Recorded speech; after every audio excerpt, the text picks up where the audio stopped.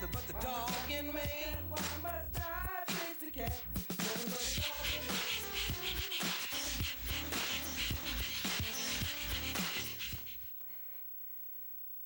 Good evening and welcome to Posse Presents, and you should all be glad you don't hear me singing. Because I actually, you know, I always talk about my music, which if you're watching on YouTube, obviously you can't hear, but I sang along tonight, and I do have a studio audience, but you guys couldn't hear me, so it's all good. Anyway, what a week it's been on a lot of levels. You know, some weeks are better than others, and personal stuff just sometimes sideswipes you and puts you in a mindset of not a good place, let's just say. And then you have other stuff that kind of mingles its way in and, you know, is dragging on all week. And, you know, you just, you ask yourself, what am I doing sometimes still being involved with animals and rescue and rescuers? Because a lot of times it's just a lot of nonsense. And the answer to that why is because I care. And you can't take that away from me. You can't beat it out of me. You really even can't disgust it out of me. And sometimes you do feel beaten and you feel disgusted, and it's not, so it has a lot to do with the people, because you know what? People make rescue suck. And people are why animals need rescue, but the people who save them shouldn't be, or supposedly save them, or whatever they're doing, some of them, they shouldn't suck. Now, I've talked before about the things that are wrong with rescue, and tonight I'm going to take a look at a different aspect of it. I think the last time I went on a rant in December, it was about, you know, the backbiting and the backstabbing and all of that. And you know what? That is still going on, and it's probably never going to stop because people don't want to wake up. Everybody wants things done their own way. Everybody thinks they're right. And it even feeds into what I'm about to go into tonight. I want to talk about the adoption process. You know, it was something that I wanted to talk about tonight anyway. And then I found this really good article. You know, sometimes it just all comes together for me, and I think there's a purpose to it and a reason why I get drawn into reading stuff, because it just either gives me the idea for the show or it fuels the fire. And this article was talking about part of the rescue, that's the adoption process. And the person who wrote the article went on to say that they were at a seminar for shelter workers, and the speaker put everybody in the room through an exercise whereby everybody raised their hands and had to answer questions. No justifying, just yes or no. Do you live in an apartment? Do you let your cats outside? Do you have unspayed or unneutered animals at home? Are your animals up to date with vaccinations? Are your animals on heartworm preventative? All these questions, and you know, if you had a yes, you put down your hand. Pretty much at the end of the exercise, there were very few people in a room full of people with their hands still up. And the speaker then explained that he was asking questions that were on adoption applications, and the few people whose hands were still up were the only ones in a room of many who would be qualified to adopt based on these standardized adoption applications. And that's eye-opening. The person who wrote the article then went on to tell a couple of stories about, you know, misjudgments on their own part and adoptions that, they fouled up and that they weren't proud of. Adoptions have to happen to place an animal, obviously. There are standards which aren't really standards. They're double standards, I think. First and foremost, without question, without argument, is the welfare of the animal, and that's as it should be. But the welfare of the animal is not something that's always at the forefront of a rescuer's motivation. It's really sad, but it's true.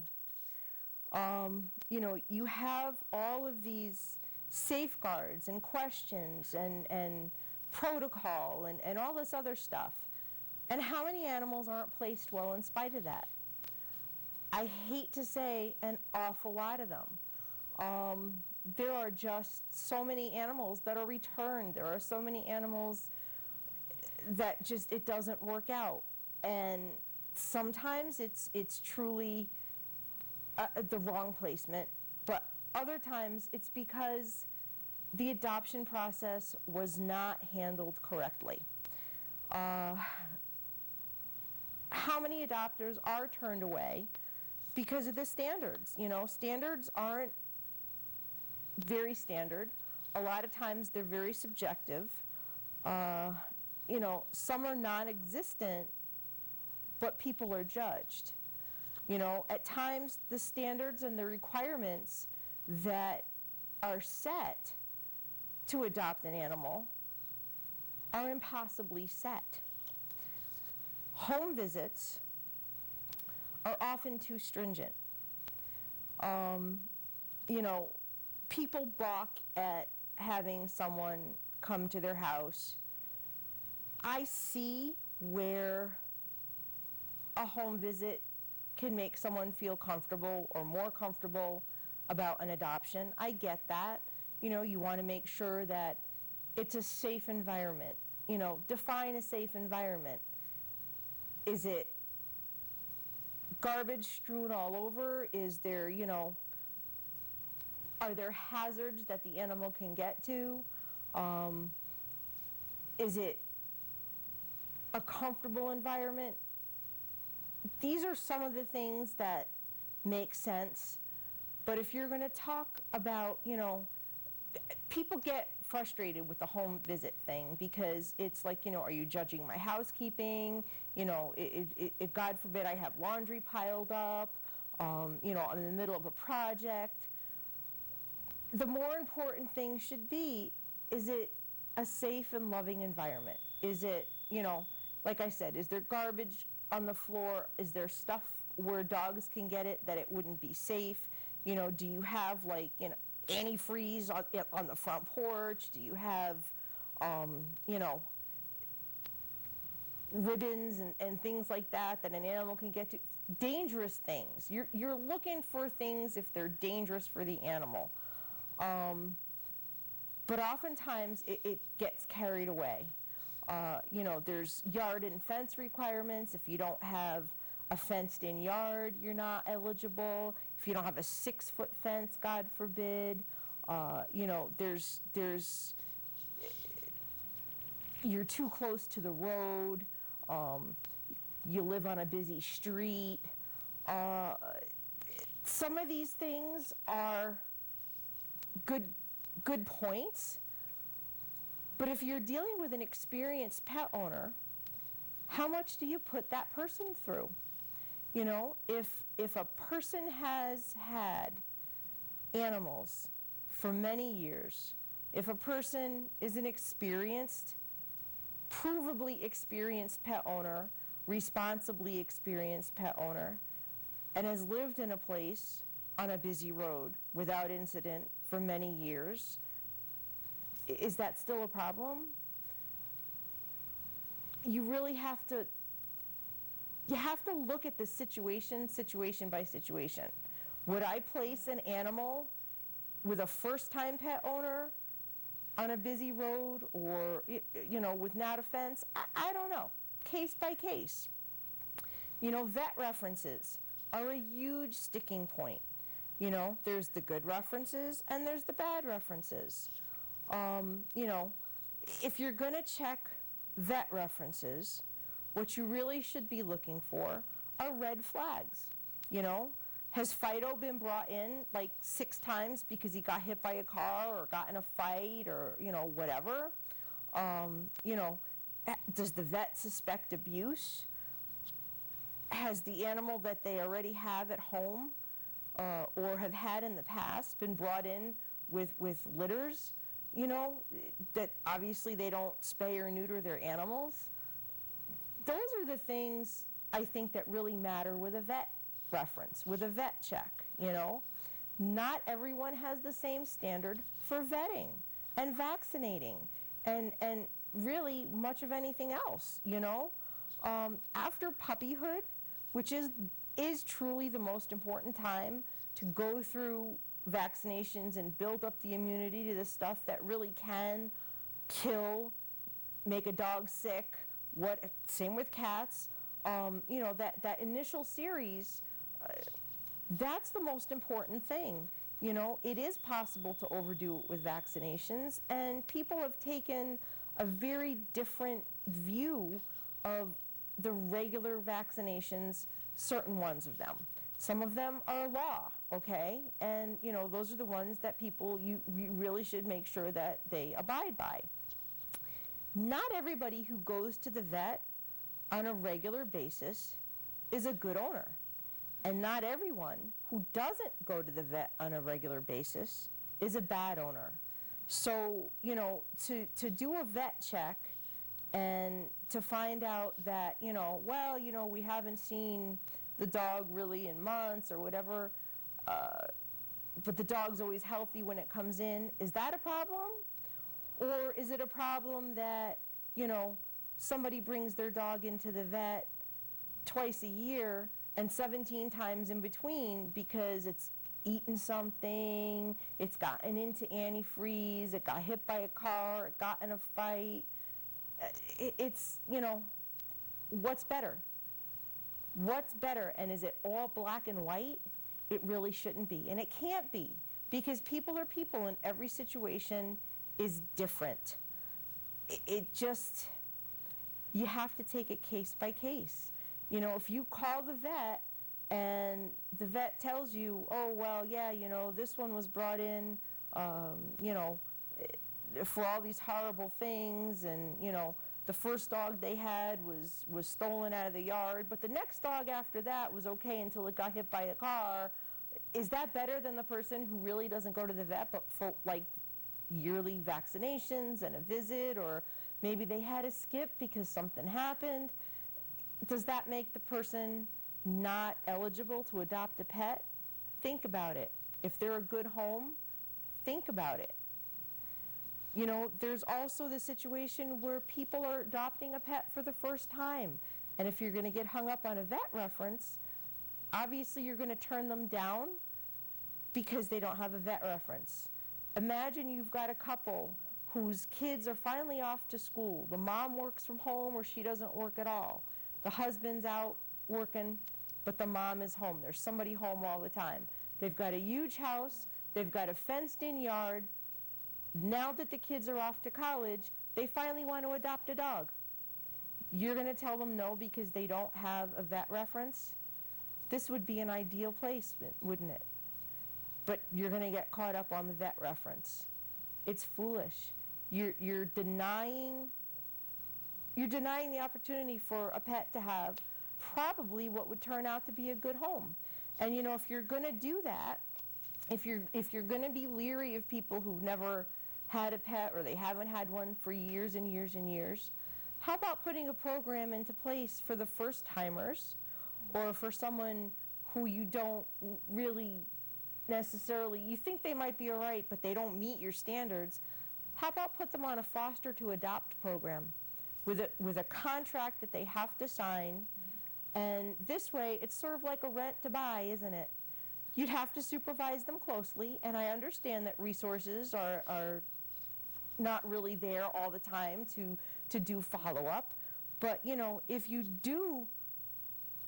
it seems like it would be a good match and you keep in touch with them, even if it's every week, it's not overkill if the people understand that this is the deal. See how it goes. See how you feel about having a pet. And if it all works out, then it's good. Then, if they're not good with having a pet, because you have to understand it's not for everybody, especially if you've never done it before, then it's no harm, no foul. They're not returning a dog to a shelter and then like, oh, those idiots, they should have known this and that. If they have the right guidance, perhaps it would work out. And wouldn't that be wonderful? If it doesn't work out for any reason at all, but they were still a really good family, but they say, you know something, I can't do this full time. They might turn into a good foster for you. Think about that. When you're stuck, when you have an animal that like you kind of just need no other animals to be in the home, you'd have a family to rely on as long as everything went smoothly. There's an option that people aren't even cultivating. I think it's a great idea. Thank you very much. I thought of it. But seriously, moving on, there are a lot of rescues out there, but there are also independents. These independent rescuers, people who do it on their own without rescue backing or, you know, appeal to the public for backing, you know, do what they can, take it out of their own pocket, whatever. So there's good rescues and there's bad rescues, and there's good independence and there's bad independence. And that's just the nature of the game. You know, it's questionable when you've got independent rescuers snagging up every available animal that's put out there, whether it's on Craigslist or Facebook or the newspaper. It's questionable when they're taking every last one. You know, we all like to know that we can save them all,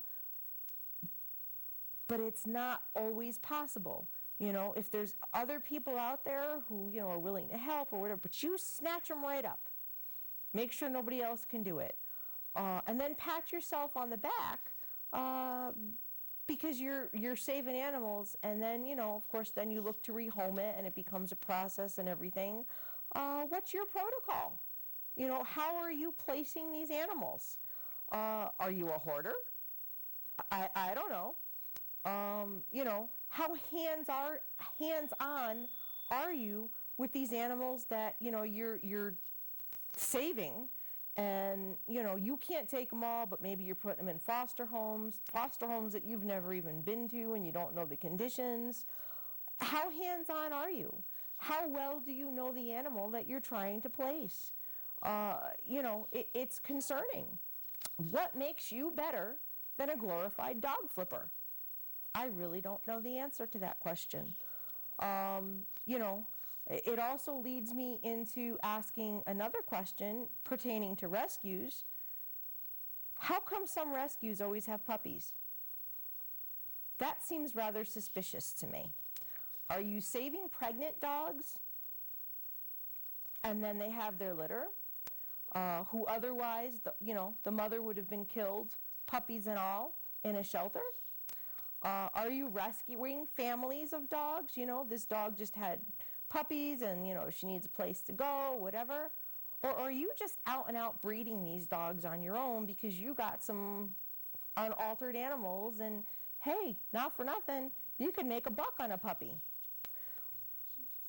It's a good question. I see a lot of it lately. Rescues have litter after litter of puppies. How many unaltered pets are entering the system that way? Because when they're 8 weeks old, you're putting them out there. Are you spaying and neutering them? What safeguards are you taking to make sure that those puppies do in fact get spayed and neutered? Are you following up? Are you taking a spay or neuter deposit that the adopter will get back once they can prove that the animal was spayed or neutered? I've known of situations where that was the case. You know, if the animal was too young to be spayed or neutered. And they do that sooner and sooner now. And I personally don't agree with it when it's less than 6 months old, but that's just my old school way of thinking. Yeah, I knew a rescue who used to do that. If the puppy was too young, there was a spay or neuter deposit, and you got it back when you could prove that the animal was taken care of. And of course, that is a responsibility for the shelter, because now you have to keep that money in escrow. You cannot dip into it. It's not your income. It's not your, I'm going to go out and buy a new ride and, the whole bit. You have got to keep that money in earnest, in escrow, for the adopters when they get it done, and make sure they get it done. There are questions when someone's trying to adopt, how long an animal is going to be crated. How long is it going to be home alone? People work, so I think it's a really good thing when an animal is new to an environment to crate it. Let it get used to the sights, the sounds, the smells. If there's other animals, you want to make sure a whole bunch of things in that case. You want to make sure the dog knows that now it's home. You want to make sure that the other animals in the house understand that this animal is here to stay. Some people get to go home for lunch and take the animals all out. Everybody gets a break, and maybe you go back in the crate. Maybe you don't. It depends. In my eyes, if an animal's not going to be in a crate, it has to earn its way out by behavior and prove itself that it's comfortable and everything's working. You are the most irresponsible person in the world if you throw a dog or a dog into a situation where it's all new and you don't try to protect it. You're not a crate is not to be a living arrangement. You don't keep the dog in the crate 24/7. But when you're not home, it's a damn good idea for the safety of that animal as well as anything else. Because believe me, if he starts chewing through your walls or breaking out your window or tearing up your couch because he's confused, that's going to be a horrible, horrible thing, especially if you've got to take that animal in for surgery because now it's got a blockage because it ate all the stuffing out of your couch. Okay, it's a safety thing. You want to know that the dog is going to want to love your couch and lay on it and be happy when you're not home and not take out its frustration because it doesn't know what's going on. There's an adjustment period for everything. And it's completely irresponsible, especially if there's other animals in the house. What if there's a scuffle? Now, this dog's gotten in a fight, the new dog's gotten in a fight with your old dog got beat up, has to go to the vet, may not survive the injuries, okay? You never know. And the dog that you just adopted, you don't want it anymore because it hurt your other dog, and now the dog has a bite history, and you've just doomed it. So let's think about that aspect of things, because it's a very real situation. It happens. It happens all the time where people bring in a new animal and they scuffle and things don't go well. If there are unaltered animals in the house, that's a red flag. If they have animals who aren't spayed or neutered, that's a red flag. However, sometimes there's medical exceptions.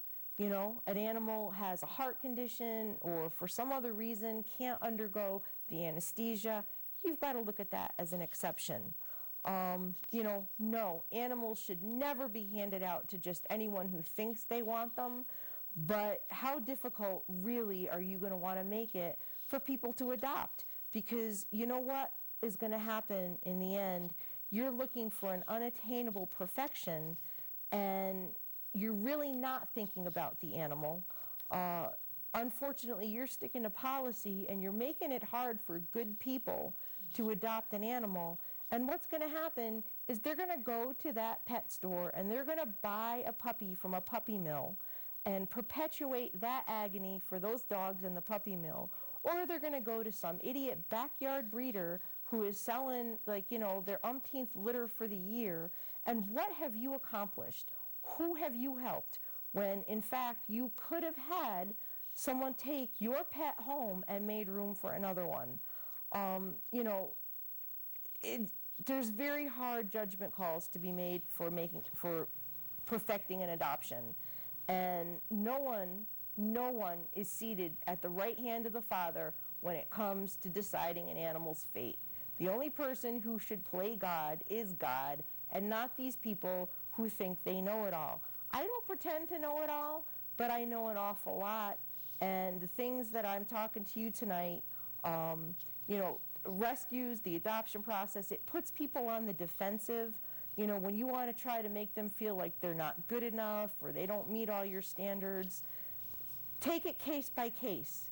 No, don't put an animal in danger, but take it case by case and make sure that the animal's in a good environment, and don't be so judgmental and don't be so holier than thou, because you're really not helping the animals, you're hurting them. It's somewhat of a catch-22, but it's surmountable. Zach, we have, very quickly, can we put up this dog? Because I am running out of time. This is at the Brookhaven shelter. His name is Cesar. He's a 7 to 8 year old boy. He's 70 pounds. He's sad and lonely. He's described as an amazing, calm, and gentle dog, excellent with other dogs, and gets along with everybody and everything. He's good with cats. He's very social, and he really needs a home. He's just distraught. It's heartbreaking. If you are interested in Cesar, please call 631-451-6950. Once again, that's 631-451-6950. This guy is good with dogs. He's good with cats. He loves people. He just wants a home.